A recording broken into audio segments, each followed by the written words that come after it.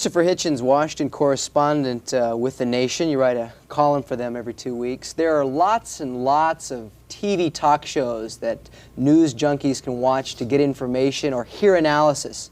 What do you think of these talk shows? Or to watch their friends, or to see how the press sort of massages itself in a narcissistic manner. I wrote a piece about it recently for Harper's magazine, saying that really the level now of TV discussion of ideas and politics has become humiliatingly low, that it's the province of a very small, what I call repertory company of pundits, who take themselves far too seriously, take each other far too seriously, and are taken by too many viewers more seriously than they deserve, because these programs are very light-minded, very frivolous. Usually they're contrived, though they pretend not to be. The fix is in, the built-in limits to what's going to be said or can be said.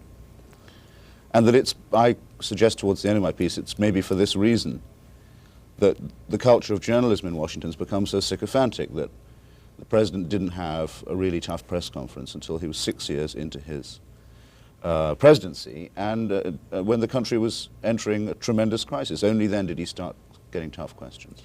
This is the article that appears in a recent issue of Harper's, and you call it Blabscam, or an editor might have given it that. Did you call it this, or did some editor give it that? I must say, I think it was Lewis Lapham, the editor. It's a clever one. I'd like to claim credit for it. Blabscam, TV's rigged political talk shows by you, Christopher Hitchens. Blabscam suggests a scandal. Is it really a scandal? Yeah, I think it's a scandal, and I think it's a crying shame. I mean, I've been now on the McLaughlin group, which probably some of your customers watch too, on It's Your Business, on most of these shows. And the only one you may be touched to see, I don't mention, as being a fix, is this show. And I guess I could have also mentioned Firing Line, which I've been on, William Buckley's program, which again I wouldn't include. I mean, in both these shows, if you walk off the set and you think, damn, I wish I'd been able to say this, or I wish I'd remembered to say that, it's your own fault. You had the chance to.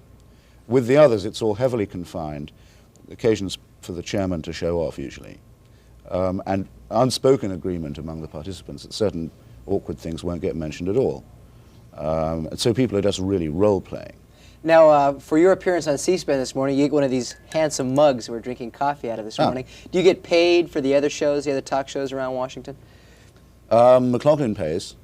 What do they pay? How much? I can't remember. I think if you're a regular, it's about $500 a shot. I think I got $350 as a guest. The other ones don't. I mean, the other ones I think most journalists would pay to go on, because you're taken very seriously if you're seen, you know, asking a toadying question to the Secretary of State on one of the Sunday morning shows. That sort of enhances your marketability. What is in it for journalists is a tremendous increase in the rate they can charge for public speaking. If you're on the Brinkley show or something, then you'll get a call from the League of Women Flower Arrangers in Des Moines. And you can, instead of accepting their $500, you can say, well, I don't usually get out of bed for more than, for less than $2 grand. And the marketability goes up in that way. TV really helps you out. Let's talk about the three shows that are so widely watched on Sunday mornings. And I'm sure C-SPAN viewers that read lots of newspapers probably watch those shows. Must admit I do. And I'm going to hold up your article from Harper's, Dateline Washington. An interesting story about how these shows are put together and how these shows consistently get top government officials. Dateline Washington, in the White House press office, there sits a woman named Denny E. Brisley. You may not know Ms. Brisley, but if you watch the Sunday morning political chat shows, you know her work. To her falls the job of producing and editing the key segments of This Week with David Brinkley, Meet the Press, and Face the Nation. Now, how is it that a White House official edits the key segments of those three shows? The White House can decide who they're going to put up in a given week, and they can tell administration officials not to go on the air that day, and they can tell others they should go forward and carry the torch for the line of the week, whatever it may be, because it now keeps changing so often. This week, they can then get the three shows to bid against each other for whoever is the most famous or prominent administration spokesman that week. And what that means is that these shows are not going to have you and me, critical, independent minds as we are, when the White House rings up, they say, well, so you'd like Mr. McFarlane, say, and they say yes. And he said, well, you know, CBS is looking for him too. Let me see, well, what questions were you thinking of asking him? You know, who was going to be the panel? And producers can learn quite quickly you're not going to make trouble for the guy. Otherwise, you'll always be at the end of the totem pole that week. So that what looks like competition between the three networks is in fact a competition to please and to be bland, and not to outbid for getting the story, but outbid for getting the ratings building figure. Now, I say that is a scam in the sense of it is corruption of journalism, yeah, and it is the reason why the administration has been able to have such a tremendously easy ride over the last 6 years. And I say that, of course, as a political opponent of the administration, but I think it's not in the interests of people who support the administration to have it go uncriticized. It's bad for it, and it's bad for our trade of journalism too. So that's really the essence of what I'm saying. And I remember one of those producers of one of those shows, I won't say which one, saying to me, I'm sick of having Larry Speaks being the chief producer of the Sunday morning TV in this country. And that's really what the situation was. In Utah, and you interviewed Miss Brisley, is that correct? No, I didn't interview Miss Brisley. The nation is incredibly low in the administration's scale of priorities when it comes to giving interviews. We're never called at press conferences. They never call us back. I mean, that kind of thing. No, but those words are direct quotes that she gave to a friend of mine. The quotes from Ms. Brisley to your friend basically saying, it's all done in a very sensitive diplomatic type language. Things are said but not said, end of quote. Among the things, quote, said, end of quote, in this unspoken dialogue is something along these lines, quote, don't even think about having X on the panel of questioners or we'll go to another network with the secretary and you'll look small. Yeah. So they even do it with journalists that might be asking tough questions of a member of the cabinet. Yeah. I mean, it's a very small pool of people. I mean, look, it's like when I remember, I think it was the night of the bombing of Libya, a moment of extreme controversy in American life, public life, and in American relations with the rest of the world. You know, Nightline calls up its list of impartial experts, and these are always the same people, Henry Kissinger, sometimes Jeane Kirkpatrick, until very recently Michael Ledeen, who turns out to have been a man who was an expert on terrorism only in the sense of being a man bargaining with terrorists and swapping hostages for weapons with terrorists, was unabashedly on the television every week as NSC terrorism expert. So the definition of expert that they had was A, very narrow, and B, one that generally fit the government's perspective on the issue. So that one had a tremendously conformist sense of politics and of debate, transmitted to millions of homes without anyone really knowing the name of this woman in the White House press office, Denny Brisley, whose job it is to keep the thing smooth and prevent any rough questions or rough questioners from breaking it. Is it possible for Miss Denny Brisley or someone in the White House or in the White House press office to keep a critic of the Reagan administration off the shows by simply saying, if you have them on, we won't give you the secretary, and we will give the secretary to your competitor? As I say, and as she says, it's done in a sensitive diplomatic manner. After a while, I mean, any producer who's got any sense of himself at all will know what not to do without being told. Let's put it like that. Let's take a look at who was on the TV talk shows last week. They do get a lot of publicity. And I'm looking at Monday's USA Today, and there's a little story they have right here in the fold. Excuse me, I should have ironed this first. In the TV talk section, it says that Henry Kissinger and Cyrus Vance, fresh from visiting Mikhail Gorbachev, say Soviets are serious about arms control. They were on Meet the Press. And then Secretary of State George Shultz was on ABC's This Week with David Brinkley. And then Iran ambassador to the United Nations denied on CBS Face the Nation that Iran is backing the religious extremists. So let's a look at some of the people who were on. Also was Senator Sam Nunn, Democrat of Georgia, talking about the President's Strategic Defense Initiative. How effective are these for whether you're a Democrat like a Senator Sam Nunn or a Republican like Secretary of State Shultz? How effective are these Sunday morning talk shows for getting your message out, getting your message to the people? Well, I think for getting the message out, they're reasonably good because, on the whole, the programs are tribunes for these characters. I mean, they are asked questions in a very respectful tone of voice. They are asked, Senator, what's your opinion on this? Can you tell us more about that? It's all done in an extremely polite way, and yet you still have the administration claiming that it has an adversary relationship with the media. More important, though, I think, is name recognition. You know, if you're on there, it means that you've been, in a sense, mentioned. You've caught the eye of the people who make and break reputations in Washington. And that's also true, of course, if you're invited on to be a questioner. That's a sign that you've entered a certain sanctum of a certain club. People inside these clubs, on the whole, are not interested in letting in any fresh air or any noise from the street. You also go on in your article, Blabscam in Harper's, to talk about the McLaughlin group, which you call McLaughlin, The McLaughlin, yes. McLaughlin. Why do you call it that? Why do you say that? Because the McLaughlin is an unserious show, a sort of polecat shouting and screaming match between people who pretend to be representing opposing opinions, who in fact share most of the assumptions, are close personal friends and colleagues, and put on a show really for suckers, as if they're Washington insiders having a knockdown, drag-out fight. And I think probably some people think that's what they're getting when they watch it, and they're not. It's not an unrehearsed By no means unrehearsed. No, I mean it advertises itself as unrehearsed, but one is put through quite an intensive course of preparation when one is a guest or participant in the show. This is an advertisement in New Republic, and you may have seen it. It's called Spontaneous Combustion, and it's about the McLaughlin group. It's a little advertisement. You would say that spontaneous combustion is not a very accurate term. It's certainly not. I don't think it's very combustible, but it's certainly not spontaneous. No. Let's talk about the people you've appeared on this program and the people who appear in this, and many of our viewers are familiar with it. What do you think of some of these people? Robert Novak, starting off from the side.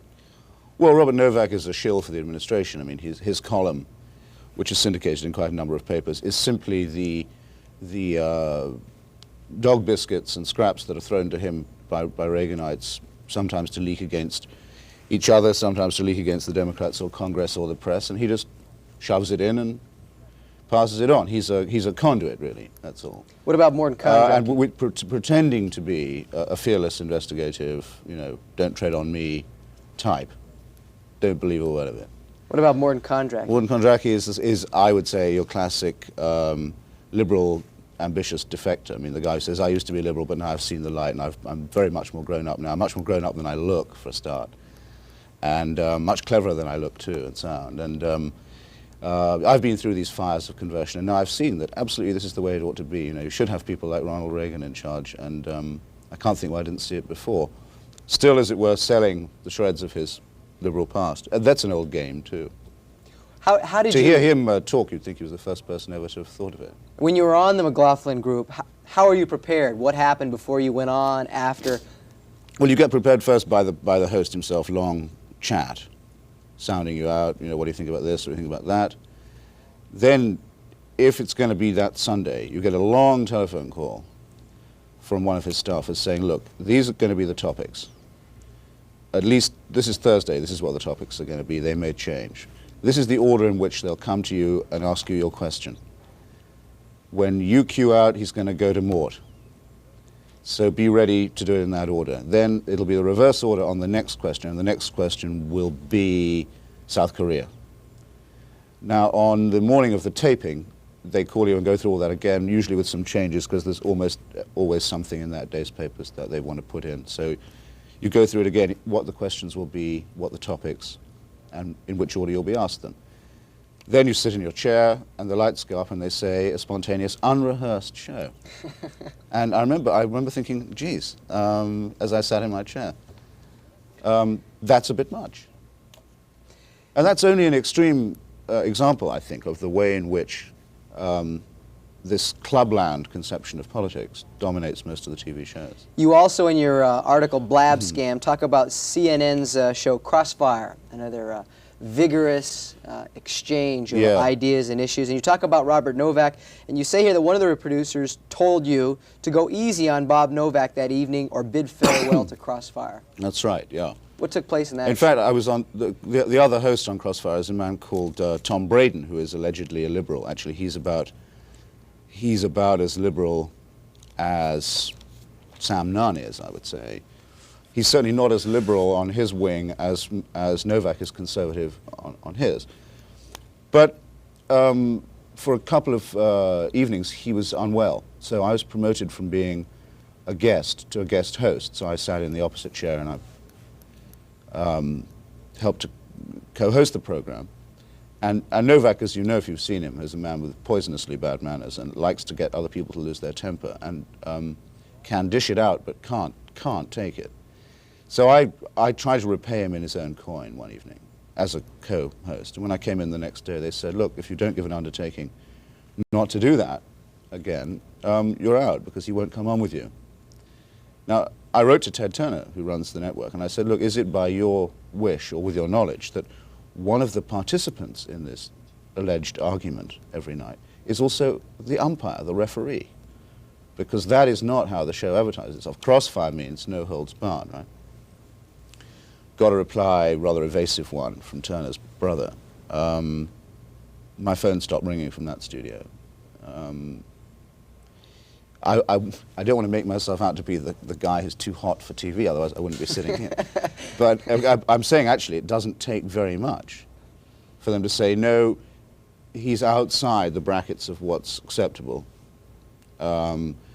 This is all, making us uncomfortable. Let's go back to the people we know and the viewers are comfortable with. Let's still call it Crossfire, but let's make sure that actually the gloves are right on all the time.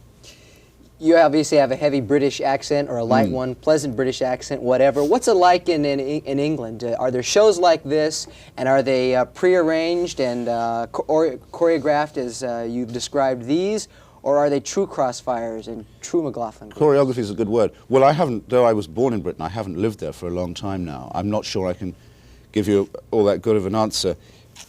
There is a very, what you might call, respectable overlay to everything in Britain, and especially with the BBC, they're fairly careful. But you do have in Britain a more parliamentary tradition, and that's reflected in the television shows. I mean, Margaret Thatcher has to go to the House of Commons twice a week, and for half an hour answer any question thrown at her without any preparation, and be booed if she gives a bad answer.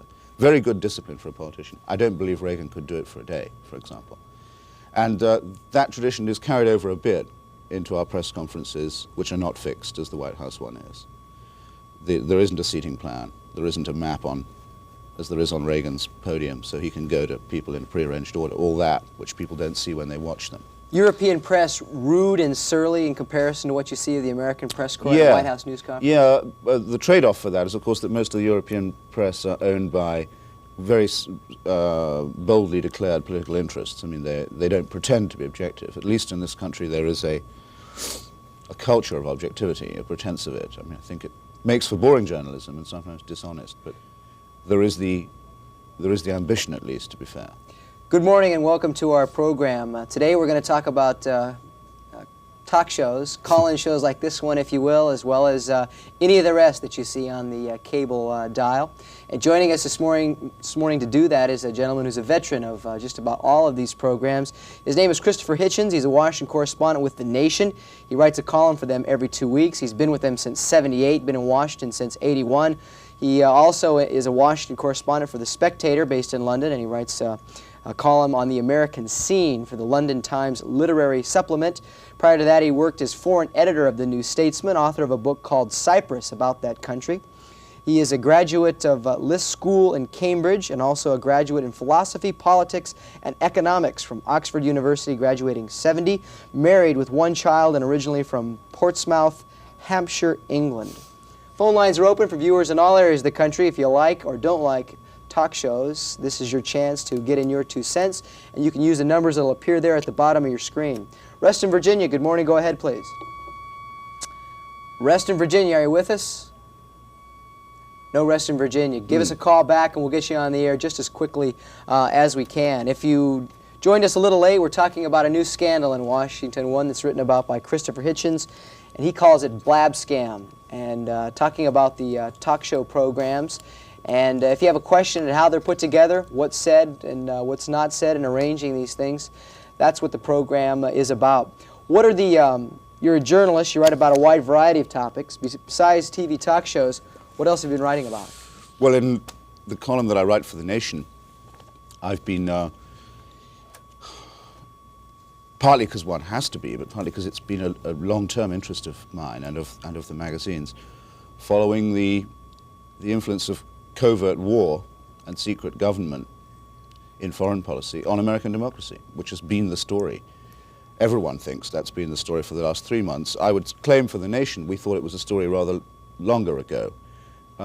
None of the revelations about the illegal help to the Contras would have come as a surprise to our readers. We've been writing about the attempt to circumvent Congress on the Nicaraguan question for a long, long time. We broke a lot of that stuff. The only thing that was new, of course, was we didn't know it was the Ayatollah's money that the administration was giving them.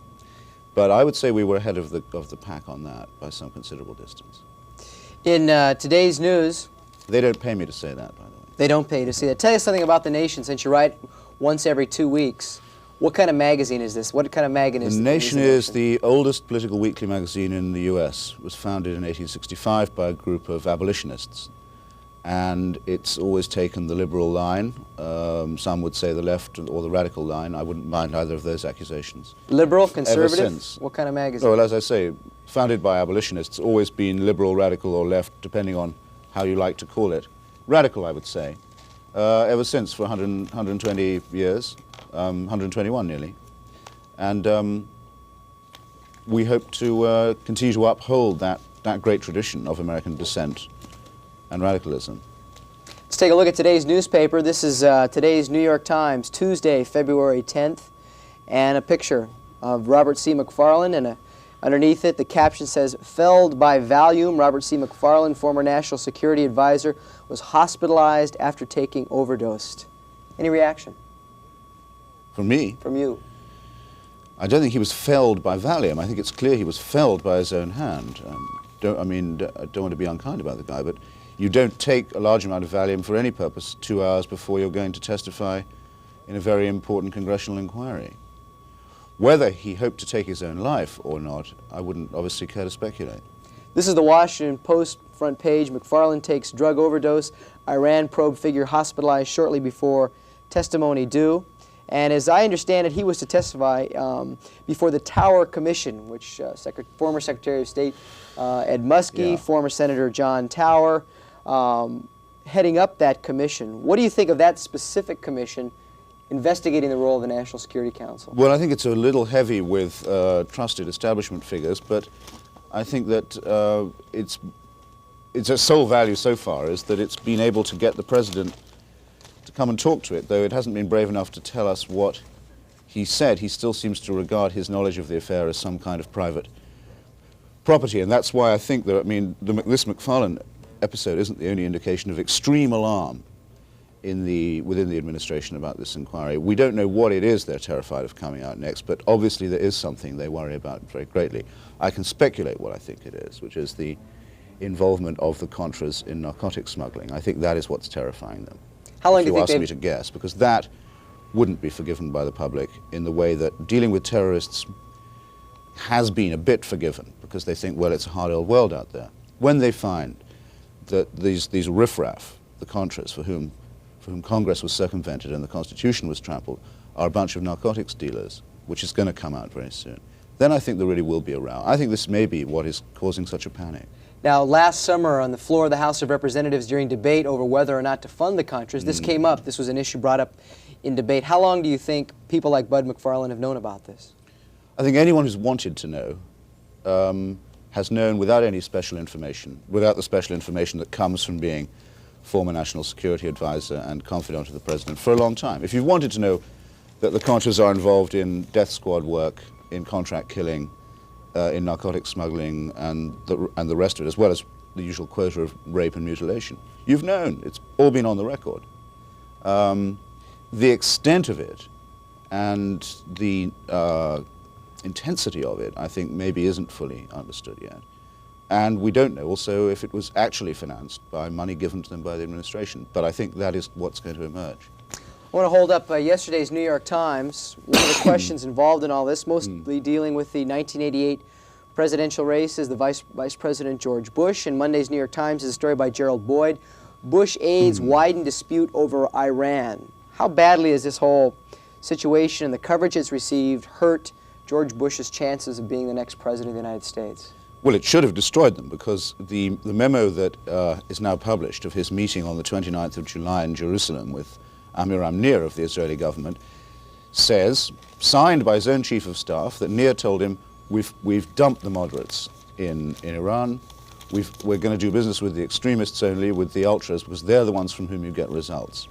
That's, in the words of Bush's own chief of staff, the record of a meeting between Bush and an Israeli leader in July, before the president began lying to us and saying we were only dealing with moderates.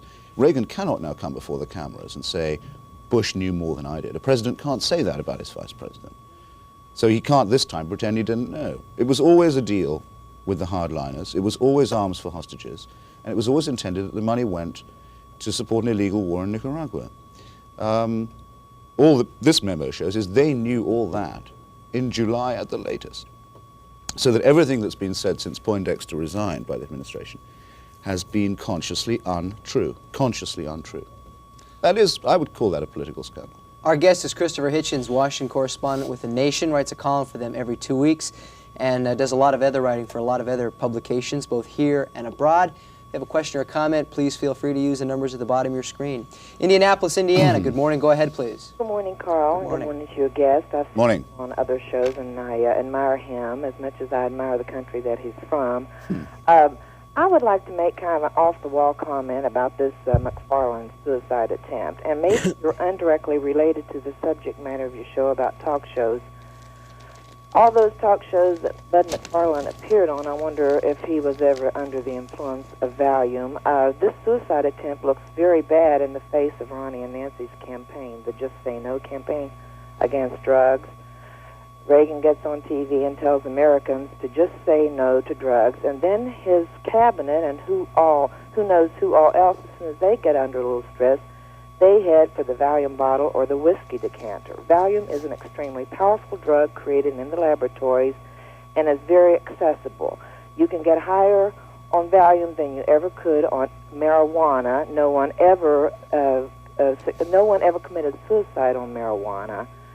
And I just think that it's very hypocritical, another example of hypocrisy. I wonder if Valium shows up in a urine test. Was McFarland given a urine test? Caller, if I can ask you a question now that we've gotten your comment on that. We started the show by talking about Blabscam, as the article is entitled that our guest has written. What do you think of some of the talk shows? Have you ever watched McLaughlin Group? What do you think of it? Yes, I watch all of those. I'm an avid news addict, and I watch all those shows. And they have totally changed their whole tune and tone since the Iran scam. Before that, you could tell that they were programmed not to ask any embarrassing or difficult questions of the Reagan administration. And then, after Reagan committed his big faux pas, then it was open season. These news programs cater to public opinion, and they're in there for ratings. I used to like to think that they were fair-minded and really we're trying to get at the truth, but it all depends on the public opinion. The public opinion turns against an administration figure, and they're on them like a pack of wolves. That's what I think. Indiana, thanks for the call. Christopher Hitchens. Well, I'd be a hypocrite if I didn't say I was a slight friend of the whiskey decanter myself, and I can't condemn people for that. I hadn't thought of Valium in that way. I actually really don't know anything at all about drugs. I've never tried any. And I don't know what Valium does except send you to sleep. I don't think it's an addiction, because I don't think you could perform at all if you were taking it. So, I mean, I think it's a slightly too speculative question at this stage to say about it. McFarland didn't give me the impression of being zonked in any way. He gave the impression of being extremely tightly wrapped and under a lot of pressure, certainly, but they're all under the pressure of having been conducting a very desperate, lying, illegal, secret government for a long time. They must all have been praying that nothing came out, and they're now praying they can limit what does. So I think they're all screaming with pressure. As to the just say no point, I can see the joke you're trying to make. I repeat, the people they should just say no to, or say just say no to, are the Contras, their friends, their clients, the people they've done all this for, who are not drug takers, are drug dealers. Palmdale, California. Good morning. Go ahead, please. Yes, I sort of am getting tired of that female impersonator, Jean Kirkpatrick, also.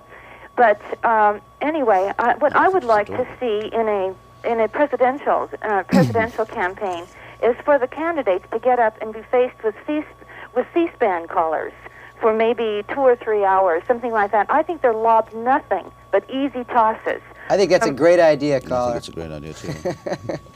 Yes, and I'd like to see Reagan get in front of... He complains about the Washington press corps. I'd like to see him on C-SPAN after he recovers for an hour or two. I think that would be a really interesting thing. Caller, who do you favor at this point? Maybe that's a little too soon, but who do you favor in this whole presidential nonsense at this time? Well, I really can't say. Emotionally, I like Mario Cuomo. I also like Albert Gore. I think I've seen him on C-SPAN, and he comes across as thoughtful. But I'm for any Democrat. All right, let me hold up yesterday's USA Today, and I hold it up because countdown to Iowa caucuses, and it talks about some off-year meetings that took place in Iowa this past year, and also the Des Moines Register put out one of their every once in a while their Iowa poll, and it showed as the top Democrats, Gary Hart 59% as first choice of those polled. Mario Cuomo got 14%, Bob Dole got 33% on the Republican side, and George Bush 28% on the Republican side. Any comment for that caller, Christopher Hitchens?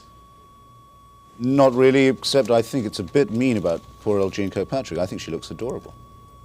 Atlantic City, New Jersey, you're next. Go ahead, please. Yes, good morning. How are you? Very good, and yourself? Very good. Just a very simple question for Mr. Hitchens. He has a great insight in some people here that I've been reading. I wonder what he thought of Sam Donaldson as a newsman. Well, I would say Mr. Donaldson had mastered the art of asking an easy question in an aggressive manner, and that he has been for the last few years the licensed tough guy at the White House press corps. But if you ask yourself, what key question did he ask, a question which had to be answered in a yes or no way, with a proper follow-up, an interrogative follow-up, I don't think you can remember one. What you remember is that he asks them in a less apologetic way than most of the questioners do. Any comments, caller, about any of the talk shows that you see, whether they're Sunday Morning or Crossfire, McLaughlin Group, any of the others? New Jersey is gone. Phone lines are open for viewers in all areas of the country. If you have a question or a comment, you can use those numbers. Our guest is the author of an article called Blabscam in a recent issue of Harper's Magazine. Also writes every 2 weeks for The Nation, writing about the current sale of arms to Iran and the controversy surrounding that and the investigation. If you have a question or a comment, please feel free to give us a call. When you write for The Nation, do you pick anything, just pick a subject out of the air? How do you decide what you'll write as a column for this? Well, they let me do that, but and they're very good about letting me choose the topic. I have to think of something that will still hold up in a week, because writing for a weekly, you have quite a long lead time. So it's important either to have a different perspective, a different angle, or to be, with luck, a little bit ahead of the dailies. Can't often claim to be that. Rupert, Idaho, go ahead, please. Why isn't this good-looking man back in England helping Margaret Thatcher? He's a graduate of one of the best colleges. The best college, actually. I carry the maiden name of Thatcher. I came from England. At least my grandparents did. I'm not happy what's going on in our Washington. I think Nancy Reagan has more power over what's going on than her husband. This I feel bad about. I never voted for him. I'm not happy with what he does. I think our whole system back there is a gab scam. I wish we didn't have so many lawyers in government. They're just too smart for what is happening. Poor Mr. McFarland, as it got so tough that he has to try to take his life. I don't think the man on television knows much about medications. I wish he'd study up a little bit. Rupert, Idaho, thanks for the call, Christopher Hitchens. It's true I'm going to have to find out more about medication. I think the only really bad influence Nancy Reagan has is over George Will. her lunchtime companion and confidant, who's a perfect example of the relationship I mean between power and the press. Exemplified, I think, perfectly by the fact that he helped to prepare President Reagan for his debate with Jimmy Carter. He was one of the team preparing him for the debate, which we now know was done with Jimmy Carter's stolen briefing papers, and then dashes around and comes in through another door and is one of the people who reviews the performance for the waiting millions after it's over and says he thinks Reagan did terribly well. Now that's just a revolving door between certain kinds of powerful journalists and certain kinds of images of power and politicians. It's a, Will is just another of those valets who are so prominent in the Washington press corps. How often does George Will have lunch with Nancy Reagan? Matter of keen speculation. He was seen having a 3.5-hour one with her the other day. I don't know whether it was just Sanka or what. Where does one have lunch with the First It's said Lady? that she only, it's somewhere out in Virginia that they go. It said she only calls him when things are tough, and this was a very long lunch, so I wouldn't even, I can't bear to think about it, actually, if you want the truth. Daytona Beach, Florida. Good morning. Go ahead, please. Yeah, so one thing I've always objected about the Brinkley show, and you haven't quite brought up, is their list of guests. Now, they'll have something, say, on the issue of a nuclear freeze. Who will they put on? They'll put on Henry Kissinger. There's a big new Brzezinski, supposedly one Republican and one Democrat, and they sit there and shake hands and agree with everything on aiding the Contras, on supporting Star Wars research. and it seems a habit of the Brinkley show to bring Republicans and Democrats who end up agreeing on almost every issue, and therefore when you criticize them, well, look, we had one Republican and one Democrat. And it's the same way with their panel discussions. They put on Morton Kondracki or Charles Krauthammer. Now and then they're generous and give a Tom Wicker, but that's about it. It's the same type of people, and anytime they have a defense issue, it's always Sam Nunn. It's never anybody else. It seems their guests are very limited, and they don't bring politicians or even people who are prominent with a different point of view. Say a Robert Bowman on Star Wars, or someone from the Black Caucus. You never see anybody like that on the David Brinkley show. Daytona Beach, thanks for the call. Christopher Hitchens. True. I mean, I guess we agree, Daytona Beach and I. It's a fearless coverage of all the issues from A to B. Is it a self-promotion, a small self-promotion society? Like you among said, politicians as well. We started talking about journalists promoting each other, the small group that appear on the shows. Politicians doing the same thing? Very much so. It's a club, all right, and it has all the shared unspoken assumptions. But I think I'm beginning to repeat myself if I say that. How does one get into that club, that small club that you appear on Meet the Press, David Brinkley, Face the Would I be sitting here if I knew you? Camarillo, California, go ahead, please. Thank you so much. I appreciate this opportunity. I feel the talk shows have reflected the icy waters into which this current reactionary administration has plunged most of us. And I appreciate, Mr. Hitchens, your having carried the Excalibur for we liberals during this time.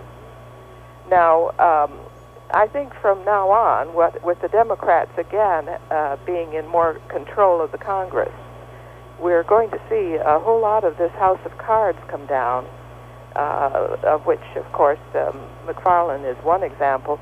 Don't you notice Elliott Abrams, who used to be so arrogantly abrasive with Congress when he was being questioned? He now seems off balance. And isn't this healthy for the rest of us North Americanos? Oh, Elliott Abrams is an absolutely classic example of what I mean, the sort of real power worshipper who's either at your throat or at your feet, depending on whether you're in power or not. Yes, it has been salutary to see him sort of try and put on a smarmy grin, admit, yeah, okay, he played a bit fast and loose with the truth back there, didn't quite tell the whole story. But I don't think it's over yet at all. I mean, I think that all this is really an attempt to buy time for the revelations that are yet to come about this scandal. And I think the crucial thing will have to be someone's going to have to get up and ask Reagan at one of those damn press conferences and insist on an answer. Why is it that everything he said since Poindexter resigned, every single thing he said, has turned out to be untrue? And they'll have to, and everyone in the press room should sit quiet and not push their own question until that one's been answered. Bloomington, Indiana, go ahead, Write your please. congressman.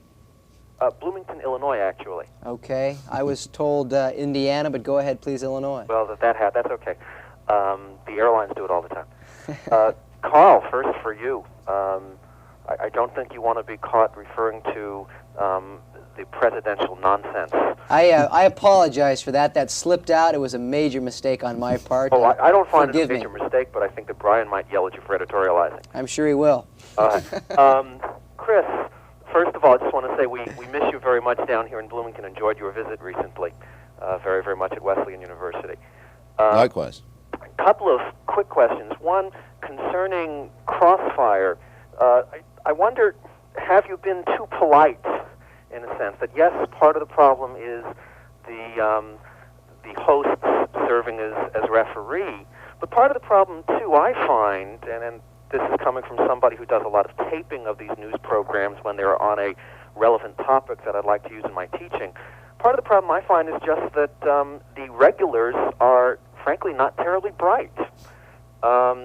I remember last year, for example, the Supreme Court was about to rule in a very important libel suit that involved columnist Jack Anderson, who was to appear as a guest on the program, and I was very excited to find out that he was going to be the guest that night. Wow, I can tape this program and have a very timely bit of video to show my students before the court case came down. I was terribly disappointed because in the half hour that he was on the program, they really never got to any of the features of the court case. It was just yelling back and forth about how polite or impolite one or the other was being to Jack Anderson at the time. I was wondering about your feelings about that. Sometimes it's true, it's extremely vulgar and generates, as they say, more heat than light on purpose, because if you sense your own case to be very weak, a cheap but short-term effective way is to try and drown out the other person. That happened to me once on Crossfire too. But there I think it's everybody's fault if the thing degenerates into a shouting match. Tacoma, Washington, good morning. Go ahead, please. Good morning. Novak has always reminded me of a drag queen at Sunday brunch. Everything that he seems to say, whether he's on the Crossfire program, I hope he's watching this. McLaughlin Group, or the Insiders that he appears on, I believe, on Saturday, it's always like hot gossip. And I have also noticed that there seems to be a recycling of these so-called experts. Now, I would like for you to comment on that. And then I want to mention about President Reagan. I find him a total embarrassment. He's a president that doesn't know the difference between a tow missile and a tomahawk, as far as I'm concerned. And I can hardly wait for his 2 years to end. Comment. Is there a way of getting a tape of the show? I would quite like to send one to Bob Novak, since we've established, he and I, this very warm relationship. I still haven't got over your opening remark. Yeah, look, I mean, the idea of the expert is sort of a silly one, and really what you get is a pool of people who are drawn upon, who are well known for being well known.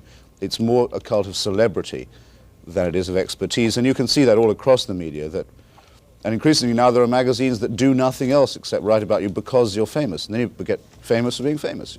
Then you're photographed at every party you go to. In a sense, this is true of columnists as well. They become part of the celebrity business. As far as the president being an embarrassment is concerned, all I can tell you is this. I was in Europe recently, and I found it almost impossible to get into an argument about the president. I went to the Conservative Party conference in England. I attended some quite conservative social occasions.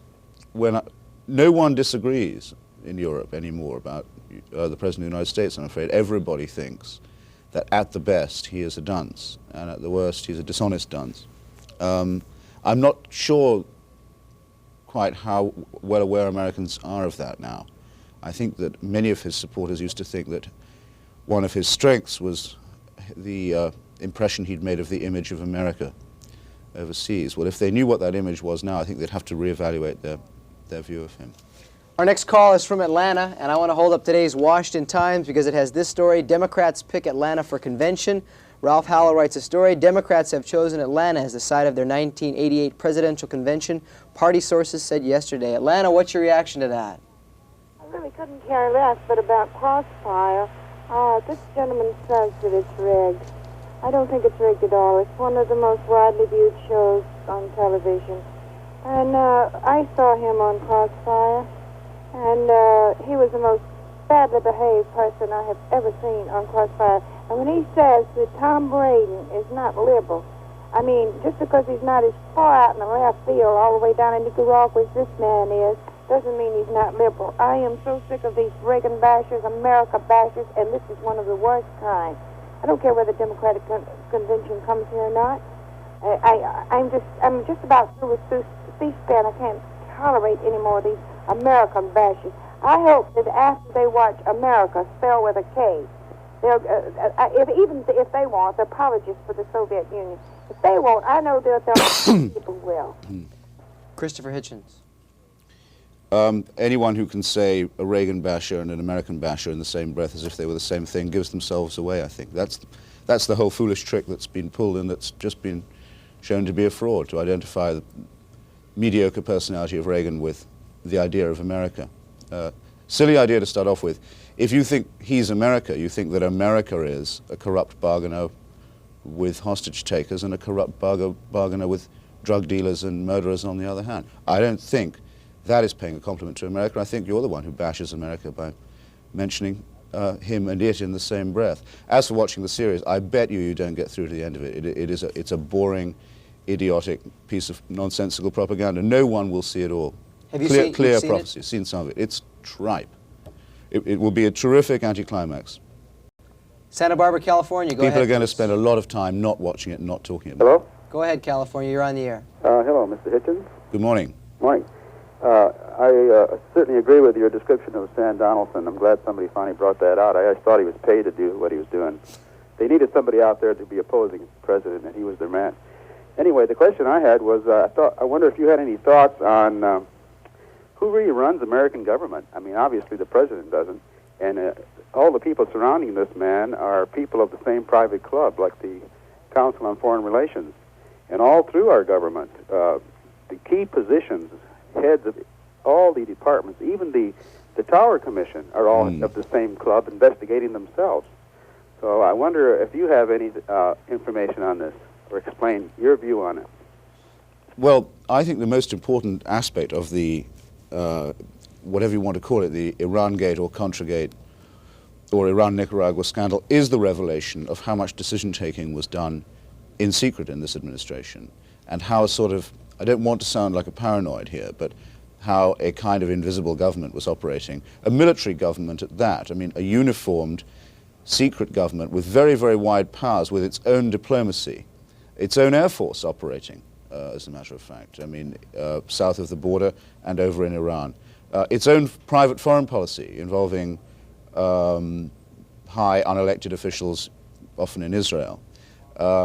Its own command structure, its own chain of appointments, and operating with complete anonymity and operating really as if Congress did not exist.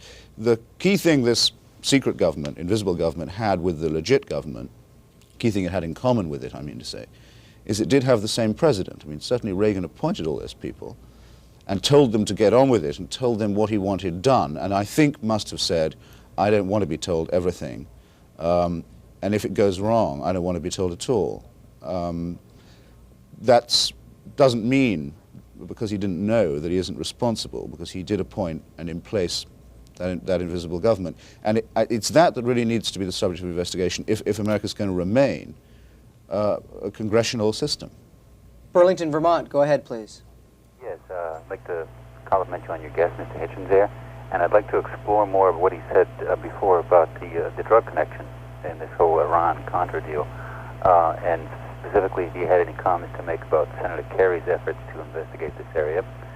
And I was more on the line of what he was saying about the press. I was amazed to hear, it was about a week ago, a network report that ended with the tail end of a story, a comment about how one of the Iranian middlemen in this deal had tried to make a deal that he would be able to funnel funds to the Contras for a favor, the favor being that one of his friends wanted to have immunity to smuggle drugs into this country. And I was amazed that the press did not give that more play. And I would also like to compliment him on his perfect description of Mr. Novak, the king of the personal attack. And I'll hang up and listen. Yeah, I should already by now have mentioned Senator Kerry, Senator John Kerry, the junior senator from Massachusetts, who I think deserves great praise for the work he's been doing on the Contra connection, and especially on the narcotic smuggling aspect of it. I think it's a pity that he hasn't been appointed or voted on to any of the investigating committees, and I think that does show that still, as far as possible, Washington's trying to keep this an internal matter. Senator Kerry was doing that when it wasn't popular and when there were no headlines in it, and great portions of his work are going to be incorporated into some upcoming programs and publications about the question. Another thing about the invisible government, you see, was that it had its own budget, secret and separate from the national budget, but that money couldn't be raised by Congress or voted by Congress. It had to be raised in other ways, and that is where I think the high corruption has come in. It was raised on blood money, that's to say, increasing the risk of hostage-taking by trading in existing ones with obsolete weapons and black market guns, or things that had fallen off the back of the official American arsenal. And the other end of the money raising was dope, and that's how it was done. So blood, guns, and drugs as the lifeblood of the budget of an invisible government, which still has the same president as the legitimate government. Now that's a really extraordinary situation to be in, I think. Canoga Park, California. Go ahead, please. Good morning. Good morning, Carl. Mr. Hitchens, I see you're from the Portsmouth area. Are you familiar with a little town called Waterlooville? Yes, my grandfather lived there. Oh, is that right? And my uncle and aunt still do, yeah. Oh, well, I was billeted there. There's a very good pub there called the Heroes of Waterloo. Were you in the service? Right, I was billeted there before the invasion. I was on the liaison detachment. Oh, well, we were very grateful to see you all. It's very nice of you to have come. Well, I liked it there. We're in your debt. My parents were British. I was born here. I want to ask you a question. I just finished reading a editorial in this morning's Los Angeles Times. It was written by Mr. Peter Irons, who's a professor of political science at UC San Diego. And it's entitled "The Impeachment Question is Back." And it says it's appropriate to start asking what Reagan didn't do. And what he cites, President Reagan in his State of the Union address talks about James Madison. But what James Madison also said was that a president is impeachable if he attempts to subvert the Constitution, and also if he neglects to superintend the subordinates' conduct. Yes. So as to check their accesses. What are your thoughts on whether he can be impeached under these circumstances? I must get hold of this piece in the LA Times today, obviously.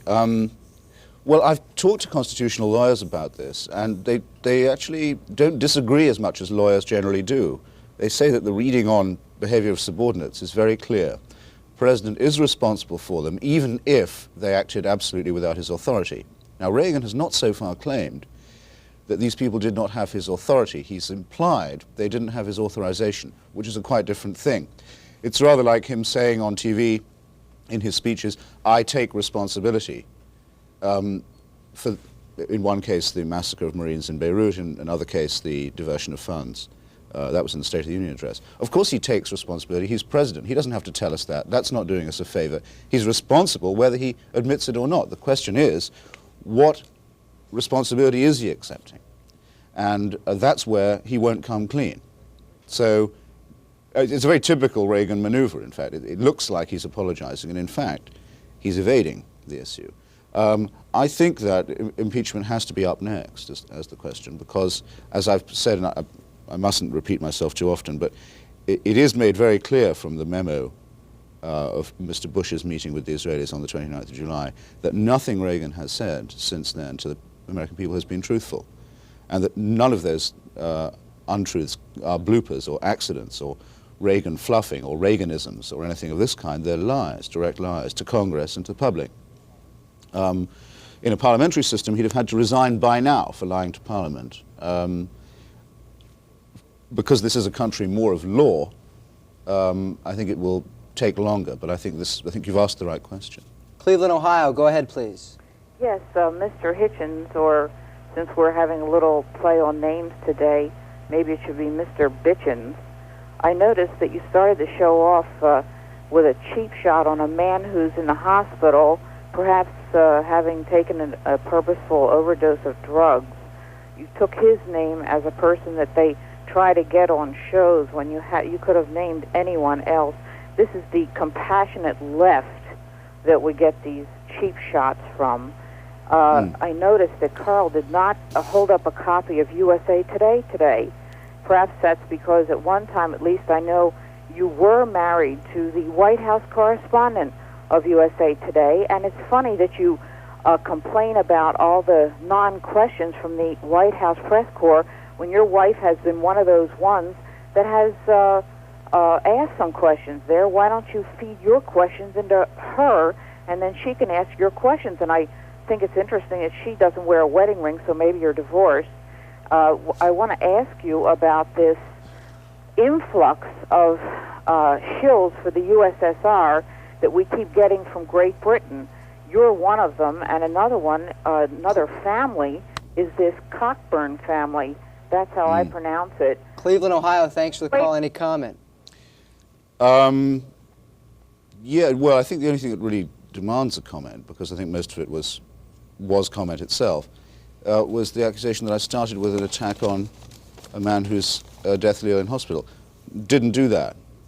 The first time McFarlane's name was mentioned was when I was asked what I thought about the news of him taking an overdose before he was supposed to testify. Wouldn't have made a cheap shot of that kind. The rest of your comments, as far as I could see, were about as safely grounded, but I don't know. Very quickly, are you married to a White House correspondent who works with USA Today? No, I'm not. I'm married to a Greek Cypriot PhD student. Las Cruces, New Mexico. And I'm the father of an American, an American domiciled person. I should say that Alexander Coburn, to pronounce his name correctly, is a very valued and respected colleague of mine on The Nation, and it's very difficult for me to alternate with his column because I always suspect that people would rather be reading his. Las Cruces, New Mexico, I've got about 45 seconds. I'm very pleased to get in this morning and very pleased to hear this program. President Reagan was selected by a group to become president and promoted to that position. If someone can ever tell me of one single solitary decision he's ever made, I'd like to know. He's an actor. He was selected on appearance and his ability to speak to the public. Las Cruces, I'm all out of time. I'm going to have to let you go at that. Christopher Hitchens, 5 seconds. Well, you'd have to say, even if you were his deadliest enemy as I am, that the group of people who selected him was the American voters. Our guest for the last hour, Christopher Hitchens, Washington correspondent with The Nation. Been with him since '81, been in Washington since '81, been with The Nation since '78. Thanks for joining us. Thank you. Those of you who have been calling, we appreciate it, and have a nice day.